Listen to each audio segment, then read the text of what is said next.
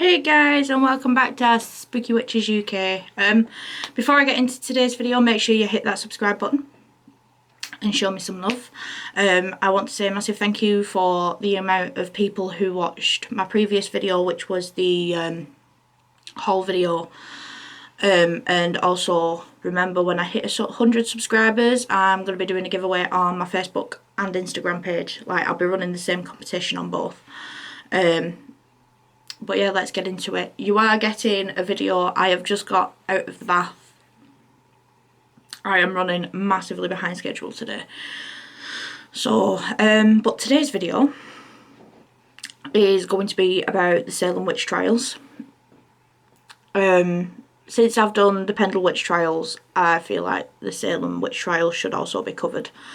So, this started in 1692 after a group of young girls claimed to be possessed by the devil and accused a group of women of bewitching them. A wave of hysteria through colonial Massachusetts, and like a wave of hysteria spread through colonial Massachusetts. That's what I was supposed to say. And a special court convened to do the trials. One of the first that was, I want to say accused or executed, one of the two, was a young girl named Bridget Bishop. And then another 150 men, women and children were accused in the months following.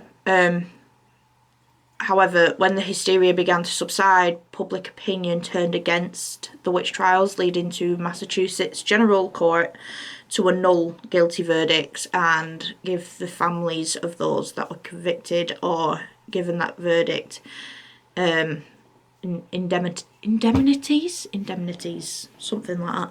But bitterness lingered in the community, and a painful legacy of the Salem witch trials would endure for centuries. What is going on with me?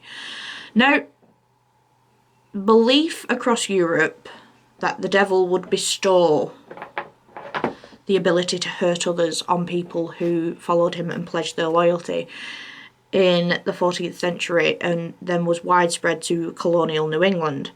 In addition to this, harsh realities of life in the Puritan community of Salem, present-day Danvers, at the time of the effects of the British War and with France in American colonies, and the threat of neighbouring Native American tribes, and a long-standing rivalry with Salem town, which is present-day Salem. Amid these tensions, the witch trials would be fuelled by residents' suspicions and resentment towards their neighbours, as well as their fear of outsiders. So, in January of 1692, Elizabeth Betty Paris, or Betty Paris she was also known by, and 11-year-old Abigail Williams, which were the daughter and the niece of Samuel Paris, a minister in the Salem village, had started to have fits, including violent contortions and outbursts of screaming. After a local doctor called William Giggs had diagnosed bewitchment, other young girls within the community began to experience similar symptoms. And these girls included Anne Putnam Jr., Mercy Lewis, Elizabeth Hubbard, Mary Walcott, and Mary Warren. By late Feb, arrest warrants were issued for the Paris' Caribbean slave, Tituba, a homeless beggar named Suragud, and the poor old Sarah Osborne, who the girls had accused of bewitching them.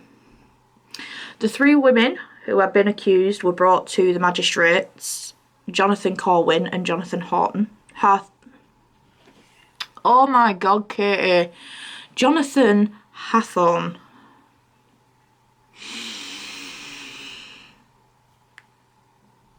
And these ladies were questioned, even as their accusers were in the courtroom in a grand display, because it's something you should totally exploit, whilst having their spasms, contortions and bouts of screaming.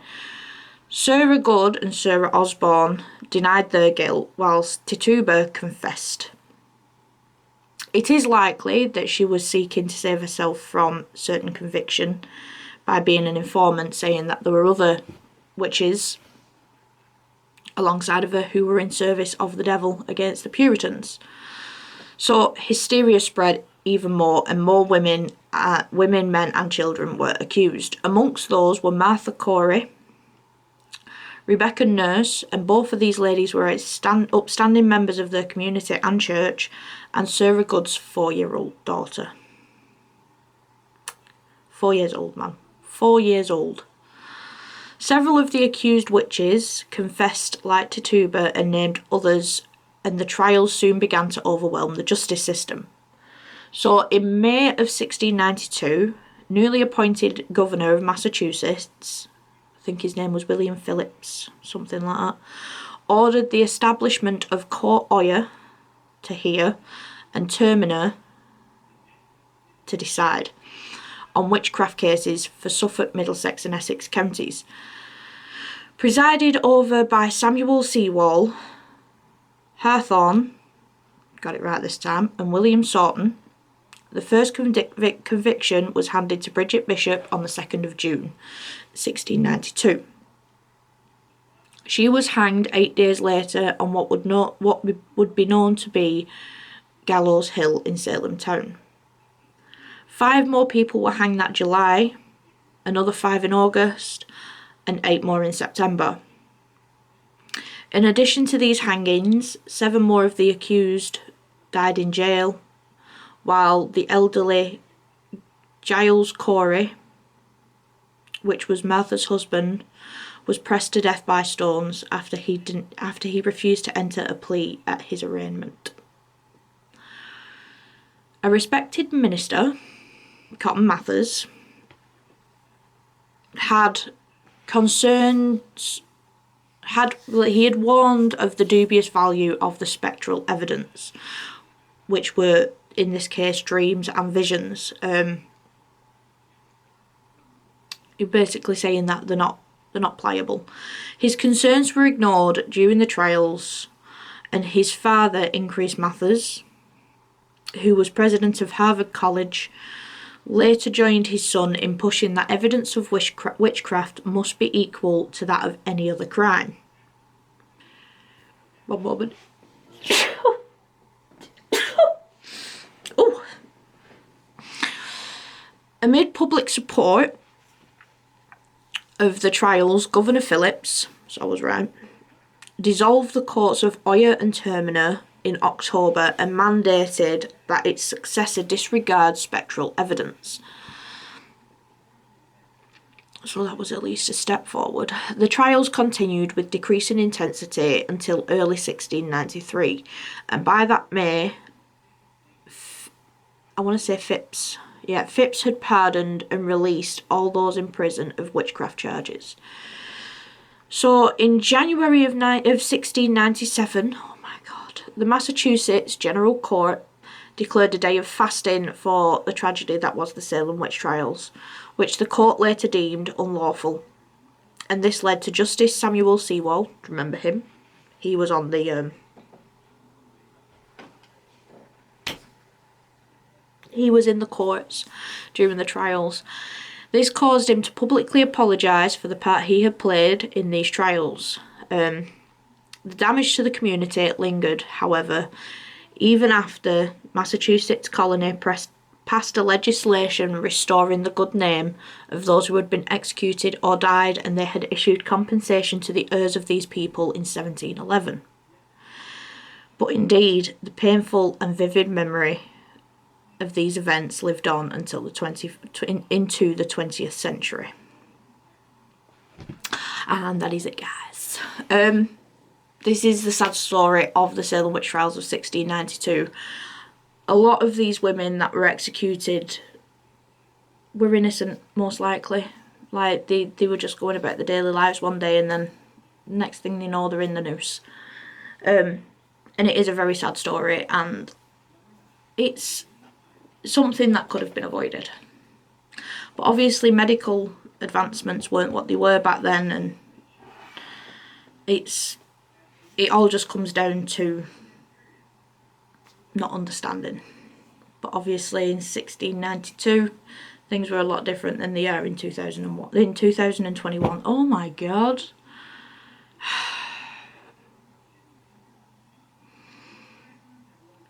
Anyway, don't forget to subscribe, and if you fancy it, leave a like as well. And remember, don't be afraid of the things that go bump in the night. Until next time, stay spooky, witches. Bye.